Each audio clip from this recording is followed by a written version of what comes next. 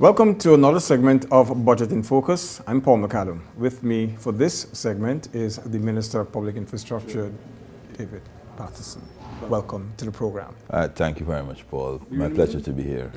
We're in the middle of the budget debates, and so first off, your reaction to the budget as regards to your sector. Oh, well, my sector is quite, I'm quite pleased.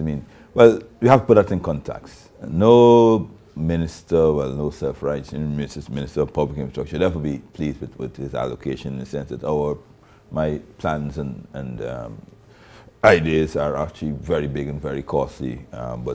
So obviously we would have requested more, but we are pleased with what we were able to get. Cut. Yes. No, well, not cut. It's the manageable. Obviously it's a limited pie. We could either apportion it correctly. But my section is 12% of the budget. It's the second largest chunk after education. So obviously I am quite pleased with that. All right. Now, looking back over the year has almost come to an end. What are some of the major things that were accomplished and that you set out to do with last year's budget? Well, this year's budget, 2017, yes. We now went in 2018, yes. No, well, there's several things that we set out to do. One in particular, that always comes to mind was the East Bank Berbice. That's a road in Berbice, which has always been problematic for this administration and the previous. Because of how it's built and its location, it always was deemed not economically feasible by international financiers. And obviously we started it in 2017. It'll be completed by the first or second quarter of next year. But that was a major achievement to be able to do that. They've been the residents of East Bank Berbice, from Glasgow all the way up to Everton. They've been clamoring for it. They've been protesting for that for several years. So I was quite pleased to get that one off and running. My road program has been working quite well, as everyone would know. We've done some great road works all around the country. I can remember Victoria. That's another community that had an issue for years. It was unattended. We looked at it. In a week time, I think I'm going to be turning on the lights the first time in Yarra Cabra. 700 residents in Yarra Cabra, that's on the highway. It's a tongue since 1970. We had persons living there since the 70s, and it's a shame that you have to wait 40-something years to get electricity in your homes. But I'm pleased to say it out for Christmas, in another week or so we'll be doing that. So in every sector, we had achievements. We did 70. We put 70 photovoltaic systems on various schools, in St. Joseph, Christchurch, several other, my ministry, several other buildings. So therefore we actually put in about 1.4 megawatts of photovoltaic panels. This is our thing. This next year we're doing another 40 schools. So we have in each and every sector, we would have made some serious accomplishments. All right, now looking forward to 2018. Some major things on the card. First thing, Temra Harbour Bridge. How do you fancy that? The new bridge. The new bridge. Right. Yes, as you know, we have been in receipt of 11 international bids. We are now going through them. Obviously, it's very technical bids. Because we could either do a public-private partnership or a boot arrangement. The public-private partnership is if we would set up a special purpose fund, special for vehicle, and the government and the proposed bidder comes together and with an equity and produces it. Our preferred model will be a boot arrangement, which is build, own, operate, and then transfer. Which would be 100% private sector. But we have a combination of both, hybrid of both of those. So we are assessing it within, I reckon, within the next this early next year, first quarter, first couple of months. We'll actually have about 2 or 3 of the best bids of the 11, and from there and then there's a process in which we decided we'll go through. We'll retain them. We'll have the financial analysts go through their records, and then we would actually go into further negotiations with the most successful person, with a view of start fourth quarter 2018 with a successful company, whichever format it ends up in. I noticed you already started talking to residents who might be affected by the bridge's location. Yes. Yes. Well, I mean, we've given them. We would like to give people very early notice. I mean, they almost. I mean, we've spoken to all the residents. We had them. We assured them that is an open, transparent, and equitable system in what we're doing. We've said to them that if their house is going to be affected, the valuation division on the Ministry of Finance will come value their house, current market value, not like the values or rates and times, no, current market value, and obviously, and that is once that is agreed, we will, we will pay the government of Guyana will pay the acquisition cost, and then we can help you relocate. Obviously, there's some persons that said out there that we haven't encountered any difficulties as yet. The major problem that most persons are asking is that if we are have to acquire their place, if we can help them getting a new well, not place, land, because obviously they will be paid for what structure they have, the value of the structure they have, and of course the land that they have. So therefore we can help them, and most of them have, which we said yes, of course we can. Obviously, most of them have already expressed a preference to stay on the East Bank or on the West Bank. So that obviously would be the only challenge, is make sure that they do have available land in the East Bank or the West Bank. But other than that, I do think, I must say, all the residents has recognized that it's a national project, which will not only benefit, this will benefit the entire country, and so they're very, very cooperative so far. Now, the airport expansion, how is that coming? That's coming along quite well. I must say. Every time I go, I'm quite pleased with what it is. Right now, you know that we're doing the runway, we're doing a new terminal building, and we're renovating the existing departure lounge. For the new arrival building, that is the last time it was 70% complete as we speak. Last weekend, 2 of the boarding bridges are already being installed.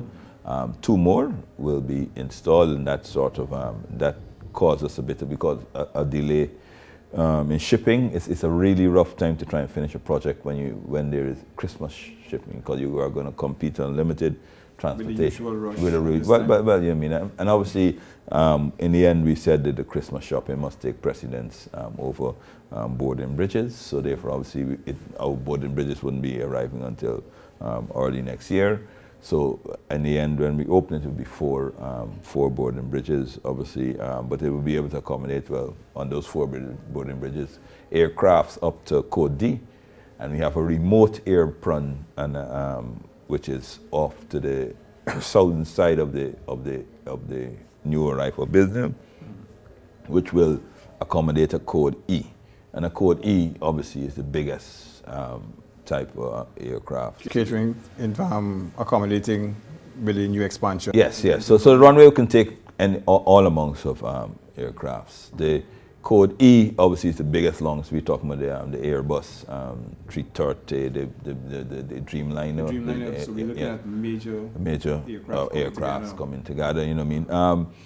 The airport has already attracted several key players. The most viable, of course, is American Airlines, who have already mounted a mission to Guyana, and they're coming back and they met with the airport, they chaired the board and the technical people in Guyana, and they're going to be coming back in January to further have discussions.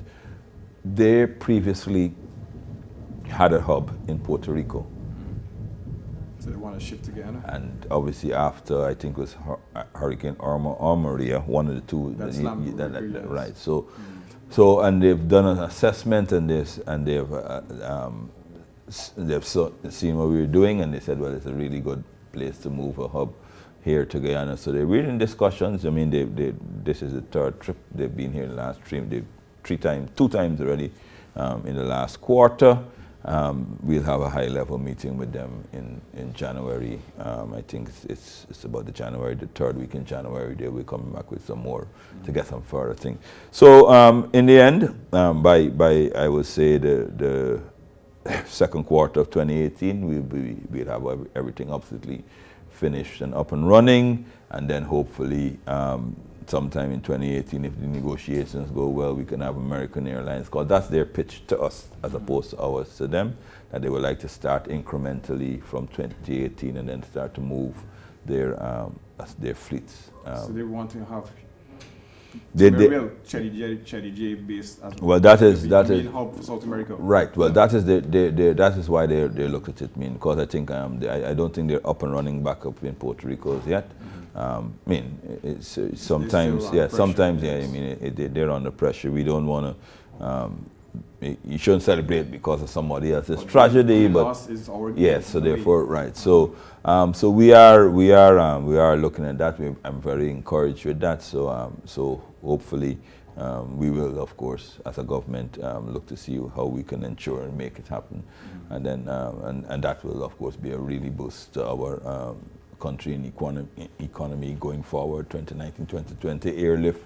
And obviously, that a big player like American Airlines in the country brings so many other benefits. You know, I mean, it helps the fledgling oil and gas sector, because they tourism. The same thing yes, they're also they're looking at tourism. You know, what I mean, and what people may not know is cargo. It will help a lot of cargo, because last year we exported. And the CGIA did 7.4 million kilograms, kilograms of cargo. I mean, that is a lucrative market. The passengers in Guyana from CGIA was about 600,000, up 5%, and it's been going like that every year since 2015, since I took office. We're fast exceeding all our projections and how we do think that this country would go. So it's an exciting time for the aviation sector in the country. And of course, I've learned that you've been building capacity with staffers and training, persons going overseas and getting extra training here too. Yes, we've been doing that for not only airport employees, also for the air traffic controllers. I mean, 28 were trained this year. You know, I mean, that's so the carries our stock up to about 80%. So if we still have some way to go, the total complement we have. Obviously, if you bring a big player like an American airline and those, you need to be up to standard. But we've been doing really well on trying to achieve our Category 1 rating. We're probably at 24%.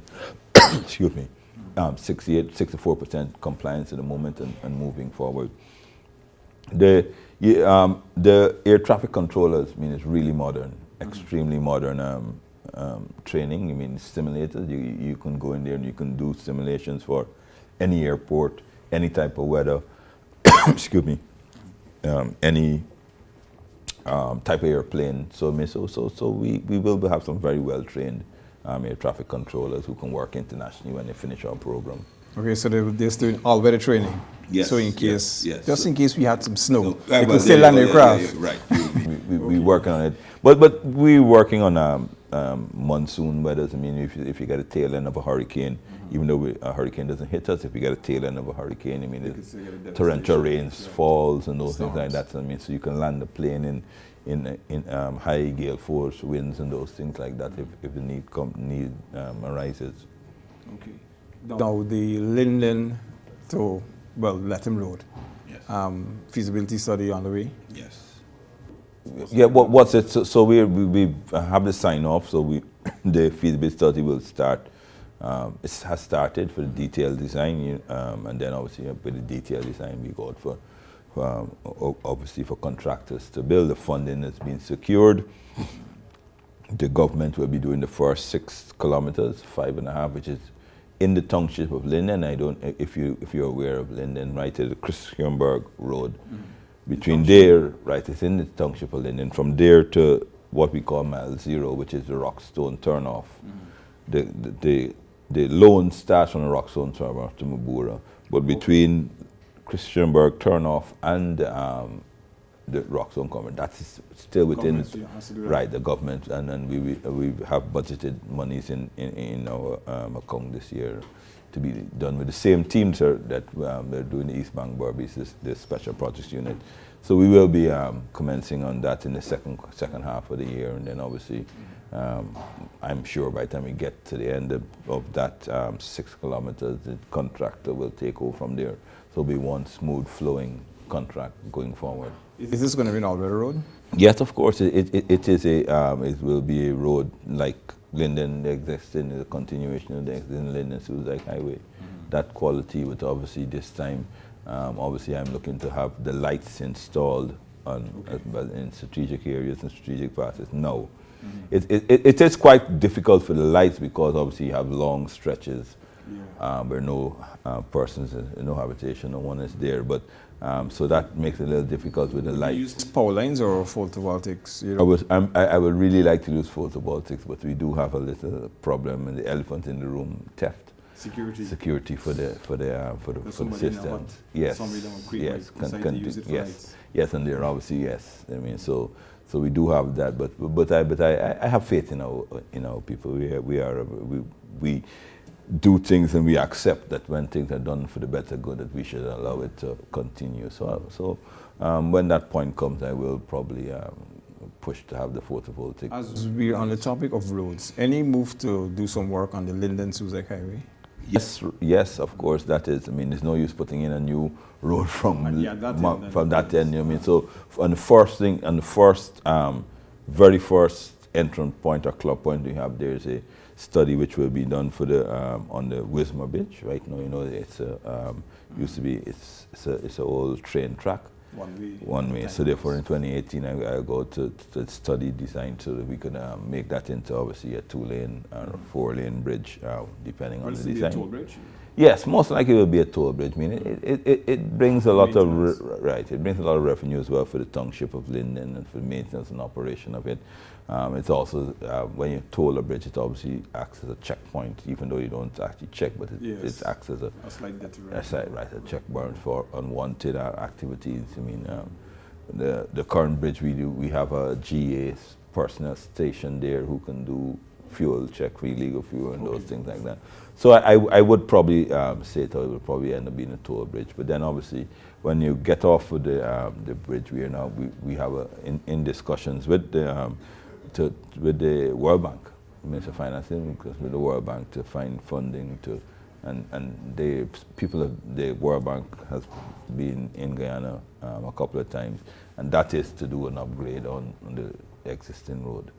All right, now as we on the interior, we'll be linking Kurapokari, that bridge. Yes, so that is part of the study. That's part of the study as well. You know, I mean, obviously a fixed bridge, so you do away with the pontoon, so you have 24-hour access. Obviously, we have to do this in consultation with Air Requirement, because having 24-hour access, it is a protected area. But they.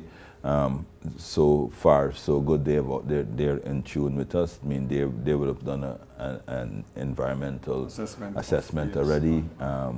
We have it. We have it. So they know what they have already said to us. If you're going to build a bridge, these are the things that you have to ensure that you do, including preservation of their the integrity of their reserve and those things like that. So that as well is a separate package that will be out in 2018. I do suspect that in 2018 we will track the attention, as we are now, of several big international contracting firms. I do suspect that 2018 we will see much more, because we have a couple big, one from Jamaica at the moment, and three from China that are working on civil projects within the ministry. But I do think with these projects coming on stream, you will find a lot of big contractors coming. What we have to do is prepare, just like oil and gas, right? You know, called local content, partner, ask for. I know that's always an issue with trying to get some local people employed on the project, or from the communities that can benefit. Exactly. So what we have to do is we as a ministry, and you and people out there as a community have to start planning. They are going to be coming to your communities. I mean, particularly, I want to talk on a stretch from Linden to Mabura. They will be coming to your community. Obviously, so you want to have local content. So therefore, obviously, register your business, get get your certification. I mean, a lot of persons have certification, but they don't have it in hand. You know what I mean? So that when they come, we can say need other suppliers for different services. for different food, services. Yes, and cleaning subcontractors welding, yes, and subcontracting in your construction thing. So they have to prepare, because I mean one of the major issues that affects us with local content is that when the project starts, we as locals are unprepared to take advantage. Now to try exactly, and then of course we hear we get a bit complaints. bitter, complaints that there's nothing for us, and so we're giving you early warning. We'll give you early support. We'll write it into the contracts, but the contractors obviously, what happens is the contractor come back to say, well, listen to me, you said to us I must. That you had these among the skills available. I can't find them. Mm-hmm. I mean, so I have a choice: either I close my job or I people. Right. Mm-hmm. So, to avoid that, we have to be prepared for everything that is going to happen. Meaning, by the end of 2018, 2019, and then 2020, the pace and the economy of this country will be transformed. And we cannot. I mean, as a government, we can put as many laws in place, but if the people are not ready to access what is coming, it wouldn't work. We can. I mean, in other countries, I know in Brazil or in Angola as well, they would say, you must have 30 or 40% of your labor force must be indigenous people. You know what I mean, locals and those things like that. But at the same problem. You want to specify. Yeah, you don't want 30%, I mean, security guards. Right, exactly. Right. And then you want to have the trained technical persons, you know what I mean? But you also want to say to people coming, and that's what I would say in the construction industry, if I don't have the skills, because obviously we don't have a lot of, say, tower crane operators, because we don't use that regularly. We may have one or two. I said, if I don't have the skill, but you are winning a contract here, I will now want you to, as part of in this country, be sure that at the end of this contract, you would have trained and certified 2 or 3 tower train operators. We hold on to that skill. Exactly. So therefore, we can now mark it up. So, but it's both us, the private sector, the public will have the responsibility. It's not government's responsibility. We can bear the heavy lifting, we can do the heavy lifting, but the citizens and the private sector as well, our private sector as well, has to play a role. Sea defense, major works plan for that? Yes, well, we have the EU Sea Caribbean Development Bank Third Resilient Program. That's already, we have 3 lots already out. That's $5 million US a lot. That's already been awarded, and they're actually starting. The one that most people would probably identify with, and most people would probably notice, there's up. If you can recall, by Good Hope on the East Bank for years, there was always a bit of problem with the road slipping. Road slipping, and then we did some revetment work. The ministry did some revetment work. Is this holding up? Right. So therefore, obviously, now what we're doing, we have to continue going now more south. Some more revetment. Yes. So therefore, because obviously, I mean, climate change, climate mitigation, those things like that. There is some now, not where we've revetted, further up south, because obviously it's a road in constant use. So therefore, that around that area will be that contract has been. That's a critical spot. Yes, yes. So persons will see that most other sea defense works, I mean, obviously it's done out of sight of persons, unless you live on the one close to the reserve or on the sea line, the shoreline. But we have we have 6 projects to be executed under this CDB $25 million US contract. 3 of the 6 have already been awarded, tendered and awarded, and we'll be doing the other 3 next year. That's it. But and generally, and under our local budget, we also have $900 million to do sea defenses in areas outside of the smaller sea defenses. We are programmed to do about 3 kilometers of new sea defense or rehabilitation in 2018. It's quite substantive, but needed. Are you happy with the work contractors, especially sea defense contractors, have been giving so far? I know that's always been an issue for you in terms of quality. Well, first, before we even get to quality, we have to talk about capacity. That is an issue. We don't like to talk about it because we just don't like to talk. Capacity issues are this: is that how the construction industry was before the change of government, is that there was several large, well, probably one or two large and several medium-scale contractors that did the work. And what happens because of our open procurement system, I mean, everything is advertised openly. What happens is that you are starting to find contractors, they bid, I mean, the previous administration allowed it, they bid and they would win 4 contracts. But the problem is one contract will be in region 4, one contract will be in region 6, one in region 8, and one in, and they cannot. And we are finding it. So therefore we have instituted, that no more, you can't work on no more at the same time, no more than 2 regions. I mean, Anybody objected to this, or they no, they have not objected. But what we found in the capacity issue I'm talking about is that in some of the far-flung regions, we have very limited amount of contractors who are actually willing to get out there, and so that is the capacity issue that we have to address. We can do community projects. And that's only for the small projects, in the sense you can do a community, they can do a road, patch a road in front of them and those things like that. But the large projects, which is like, I mean, we're doing right now, we're doing the Bartica-Portara Road from all the way to Delam Bridge. And so you need a large contractor. Who has the money. Who has the money and equipment to do it. And obviously, but if he isn't there, he can't be elsewhere. So there's room for loads of other persons to come in. We've implemented since this year from 2017 budget that 20% of our budget must go to small and new contractors. We've been successful with that. But the problem is it's not enough to allow them to buy equipment. So therefore, I mean, we would I would probably say of new contractors at first jobs, that they would ever want a job in government in the public sector, we would have had about, I would say, 60 to 70 new contractors going, I mean, jobs from about $20 to $30 million and below. But the problem is that, I mean, even if they want $20, $30 million, the profit is only 5 or 10%. So that doesn't allow them to buy their own equipment, and that is the catch-22 situation. So that stops them from jumping from the new contractor into an established contractor. Under the previous administration, they were concentrating on 1 or 2 or 3. So therefore, those 1 or 2 or 3 would have been given new jobs continuously, so therefore that's why they're bigger now.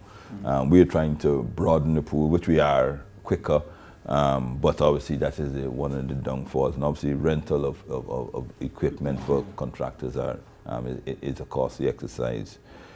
I have muted to the private sector. I do think one of the best things they can do to push the economy is have a plant hire. You know what I mean? They can have I mean, as a business, they can have a plant hire section, but they are in renting at an asphaltic plant or something. Right, but they are renting at a very affordable rate to any contractor that comes to them. I mean, and that way, it will help contractors. I mean, it's something that maybe we can partner with them as a government to do it. I mean, by providing them with some incentive and so. But long as there is a plant hire unit, I think the newer contractors can obviously move forward quicker. All right, quickly, GPL. GPL. GPL, I could say as of now, about 2 days ago, they are 89%. We have available 89% of the power generation countrywide. By the 16th of this month, which is next week Saturday, we'll have 100%. This is for Georgetown in the Demerara interconnected grid. We'll have 100% of our of our generating power available. They have citizens who have been experiencing some really long hours of blockout, planned maintenance power outages for the last couple of weeks. And unfortunately, that will continue until the latest, the 14th of February, December. And the reason for that is simple, is that we've acknowledged the unreliability of the service. We've acknowledged and we've been able to identify, not all, but we've identified quite a lot of the where the trips and where the faults and where the bugbears are. We've expended billions. I think it's 2.1. I don't want to misquote without my notes, but we spent billions of dollars bringing in the replacement conductors, wires, and those things like that to ensure that we could the system doesn't trip. But because it's such a big job, and because the system has been allowed to deteriorate so badly during the time, we have to do a lot more. That's why the 9 hours we have to do instead of we have to do quite a lot of work in that 9 hour stretch, which means we're changing kilometers of cable.